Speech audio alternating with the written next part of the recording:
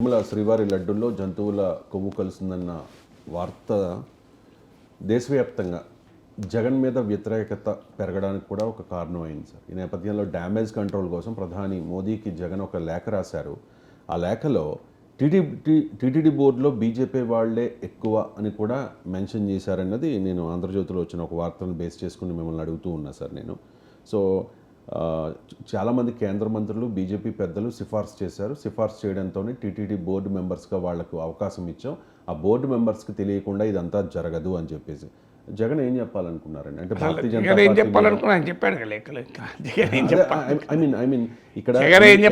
Party NDA versus YCP నడుస్తోంది ఇప్పుడు.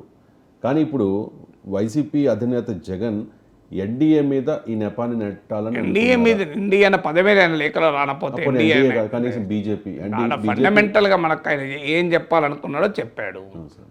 TTD బోర్డులో బీజేపీ వాళ్ళు కూడా ఉన్నారు అని ఇప్పుడు చెప్పాల్సింది బీజేపీ. జగన్ చెప్పాల్సిన లేఖలో బహిరంగానే చెప్పాడు కదా. సో బీజేపీ వాళ్ళు చెప్పాలి. మరి బీజేపీకి సంబంధించిన వారు ఉన్నారు కదా, నిజమా లేదా టీటీడీలో? సో వైఎస్ జగన్మోహన్ రెడ్డి ముఖ్యమంత్రిగా ఉన్న సమయంలో కూడా బీజేపీ నేతల సిఫారసులతో బీజేపీకి సంబంధించిన వాళ్ళు ఉన్నారు అని జగన్మోహన్ రెడ్డి అన్నాడు. లేరని చెప్పమనండి బీజేపీని. లేరని చెప్పడం లేదు కనుక ఉన్నారు అనుకున్నప్పుడు మరి వాళ్ళది లేకుండా ఇది ఎలా జరుగుతుంది? ఎందుకంటే 5 ఏళ్ల పాటు నెయ్యిలో కల్తీ జరుగుతుంటే వాళ్ళకి తెలియదా? మరి తెలిసి కూడా వాళ్ళు ఊరుకున్నారా? తెలియకపోవడం కూడా నేరమే కదా. ఎందుకున్న బోర్డులో మరి స్టేటస్ సింబల్ కాదు కదా టీటీడీ బోర్డు అంటే. టీటీడీలో బోర్డు సభ్యులకు అసలు రాజకీయ నాయకులు ఉండకూడదు నిజంగా చెప్పాలంటే. ఏదైనా ప్రత్యేక పరిస్థితులు ఉంటే కానీ దానికి రాజకీయ సిఫార్సులు ఏంటి, రాజకీయ నియామకాలు ఏంటి? అసలు అది దైవ సన్నిధిలో పనిచేయాలన్న తపన ఉన్న వాళ్ళని ఎంపిక చేసుకోవాలి. దానికి కూడా మనందరికీ తెలుసు, అది కూడా పొలిటికల్ రీహాబిలిటేషన్ సెంటర్గా మార్చారు. టికెట్ ఇవ్వని వాళ్ళను, టికెట్ కోల్పోయిన వాళ్ళను, మంత్రి పదవి ఇవ్వలేని వాళ్ళను అందరినీ తీసుకొచ్చి టీటీడీ బోర్డులో పెడతారు. అసలు అక్కడ కదా అసలు సమస్య మొదలవుతున్నది. ఒకప్పుడు తిరుమల కొండపైన ఎవరు రాజకీయ ఉపన్యాసాలు ఇచ్చేవాళ్ళు కాదు, అసలు రాజకీయపరమైన వ్యాఖ్యలు కూడా చేసేవాళ్ళు కాదు.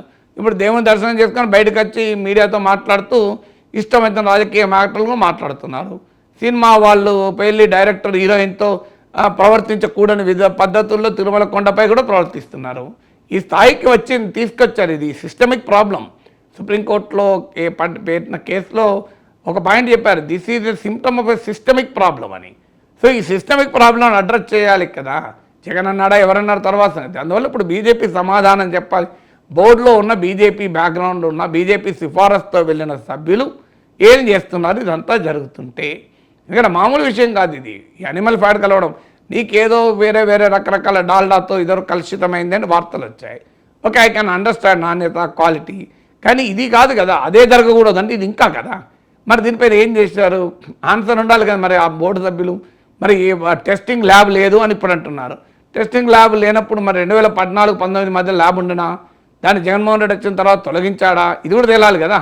సో అప్పుడు ల్యాబ్ ఉండి ఇప్పుడు ఈయన తీసేసాడా? మరి బోర్డు మెంబర్లు ఇది ఎందుకు రైజ్ చేయలేదు ల్యాబ్ ఉండాలని? మరి నెయ్యిని పరీక్షలు చేస్తున్నారా లేదా అని ఎందుకు అడగలేదు? బోర్డు మెంబర్లు టీఏడిఎల్ తీసుకొని వెళ్ళిపోవడం కాదు కదా.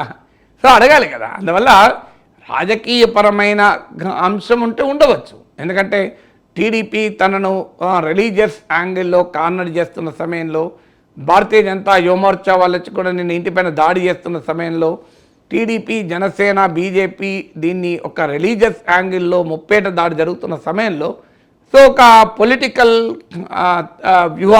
వ్యూహంతో ఈ ప్రశ్న రైజ్ చేయవచ్చు జగన్, కాదని అన్నాను.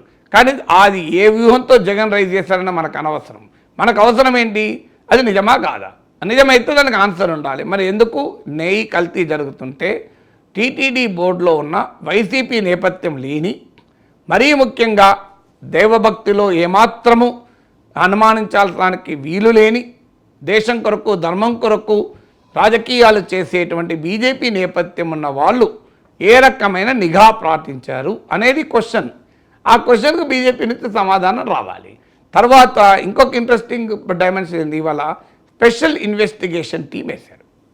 ఇవాళ మా చంద్రబాబు నాయుడు నిన్న ప్రకటించారు, ఏది ఐజీ ర్యాంక్ అధికారితో సిట్ వేస్తాము అని. నాకు అర్థం కాని అంశం ఏంటంటే మరి ఏ విచారణ వేయకుండానే ఎలా డిసైడ్ చేశారు? ఇప్పుడు ఒక మీకు రాజకీయ పరంగా ప్రత్యర్థిని అటాక్ ఎంతైనా చేసుకోండి, నాకు అలాంటి అభ్యంతరం లేదు. నేను అనేక సందర్భాల్లో ఈ ఇష్యూ వచ్చినప్పటి నుంచి చెప్తున్నాను, అయ్యా ఒక అంశం పైన మీరు ఏదో పోలవరంలో అవినీతి జరిగింది, పోలవరాన్ని ధ్వంసం చేశాడు, లేదు మద్యంలో కల్తీ చేశాడు, లేదు ఇసుకలో దోపిడీ చేశాడు, ఇలాంటివి మీరు ఎన్నన్నా అనుకోండి, నాకు అభ్యంతరం లేదు. కానీ దేవుని ప్రసాదానికి సంబంధించిన అంశంలో కంప్లీట్ విచారణ జరిగి అనుమానము లేని విధంగా సాక్ష్యాధారాలు లేనిది దయచేసి మాట్లాడకండి. ఇది హిందూ ధర్మాన్ని అవమానించడము, ఇది కోట్లాది హిందువుల మనోభావాలపైన దాడి చేయడము. ఎందుకంటే మీ రాజకీయ ఘర్షణల వల్ల కోట్లాది మంది హిందువుల ఇష్టదైవమైన ఆ దేవదేవుని ప్రసాదం పైన అనుమానాలు పెరిగితే అది మనసులో చాలా బాధ కలుగుతుందండి. మీరు ఎవరన్నా అడగండి, మన ఇంట్లో ఉన్న వాళ్ళను ఎంత ఆవేదన చెందుతున్నారో అర్థమవుతుంది. మామూలు విషయం కాదు కదా. ఇలా అనేక లక్షల కోట్ల కుటుంబాలు కనీసం ఏడాదిలో ఒక్కసారైనా తిరుపతికి వెళ్ళొస్తారు. మీరు ఎక్కడికి పోక, ఏ దేవస్థానానికి, ఆఖరికి తమ ఊర్లో ఉన్న దేవుని గుడికి కూడా పోకపోవచ్చు ఏడాదిలో, కానీ తిరుపతికి అయితే ఒకసారి పోయేస్తారు. ప్రతి పెళ్ళైన జంట, మీరు ఏ ఇంట్లోనైనా చూడండి, ప్రతి పెళ్ళైన జంట ఈవెన్ అమెరికా నుంచి వచ్చి పెళ్లి చేసుకున్న వారైనా ఫస్ట్ వెళ్ళే పని ఏంటంటే, వాళ్ళు పెళ్ళైనాక వెంటనే ఈవెన్ వీసా కూడా రాకముందు అవసరం వస్తే, అవకాశం ఉంటే తిరుపతి వెళ్ళొస్తారు. సో ఎవరికి ఉద్యోగం వచ్చినా తిరుపతి వెళ్తారు, ఎవరికి ప్రమోషన్ వచ్చినా తిరుపతి వెళ్తారు. ఆఖరికి ఏ కష్టం వచ్చినా, మన ఇంట్లో మనందరికీ తెలుసు కదా, ఇప్పుడు మా ఇంట్లో అయినా మీ ఇంట్లో అయినా ఎవరింట్లో అయినా ఏదైనా చిన్న కష్టం వచ్చింది అనుకోండి, వెంటనే దేవునికి మొక్కి ముడుపు పెట్టేస్తారు.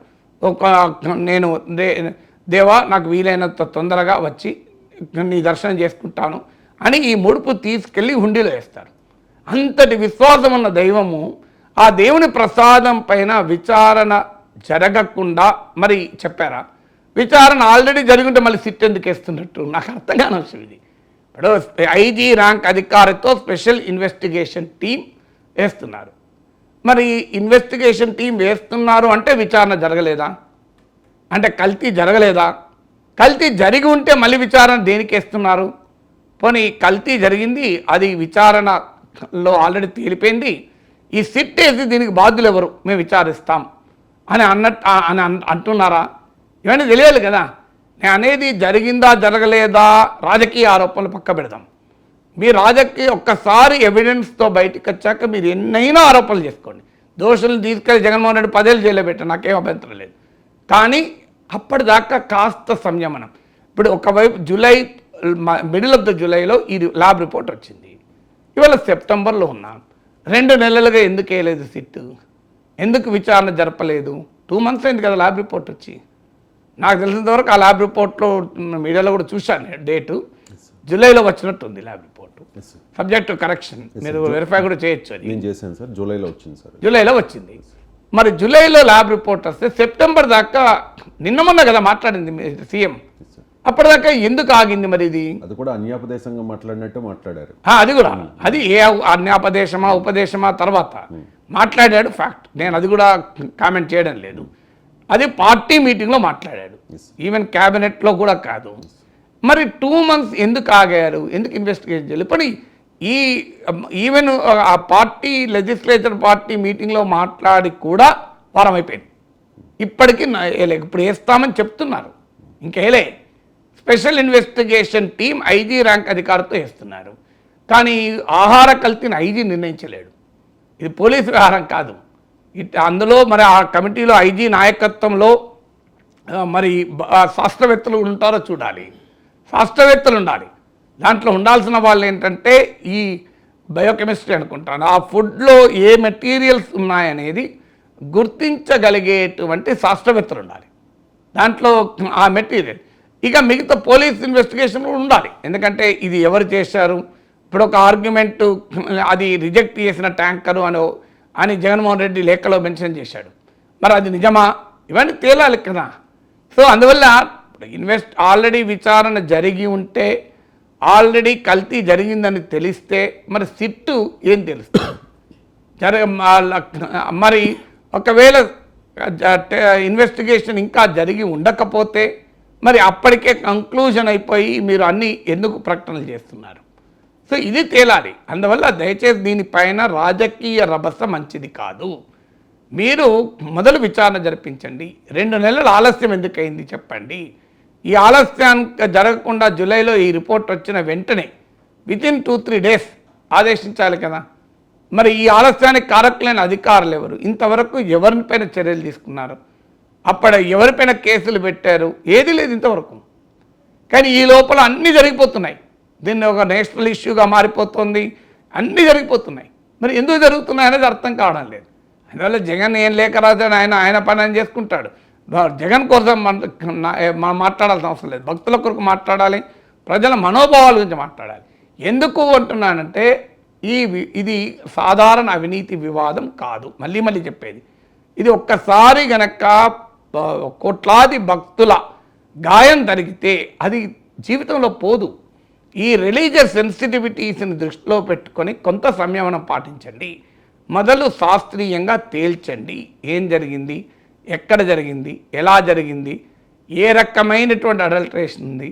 ఇప్పుడు గతంలో కూడా ఇలాంటి ఆరోపణలు వచ్చాయి. కానీ అప్పుడు వచ్చింది డాల్డా కలిసిందే. కానీ ఇప్పుడు అది కాదు. ఇప్పుడు ఎనిమల్ ఫ్యాట్, దాన్ని నేను తెలుగులో అనడం ఇష్టం లేక ఇంగ్లీష్లో అంటున్నాను. ఇంగ్లీష్లో అంటే ఆ భావన కొంత తగ్గుతుంది అని. సో ఎనిమల్ ఫ్యాట్ కలిశారన్నది చాలా ప్రమాదకరమైంది కదా. మత విశ్వాసాల విషయంలో చాలా ప్రమాదకరమైంది. అందుకే దీనిపైన సమగ్ర విచారణ జరపాలి. దీనికి అవసరమైతే సిట్టింగ్ జడ్జి హైకోర్టుతో విచారణ జరిపించాలి. ఈవెన్ రాష్ట్ర పోలీస్ అధికారులను కూడా రేపు ప్రశ్నించవచ్చు, అనుమానపడవచ్చు వీళ్ళు రాష్ట్ర ప్రభుత్వమే కదా అని. అందువల్ల ఒక కోర్ట్ మానిటర్ ప్రోబ్ ఉండనియండి.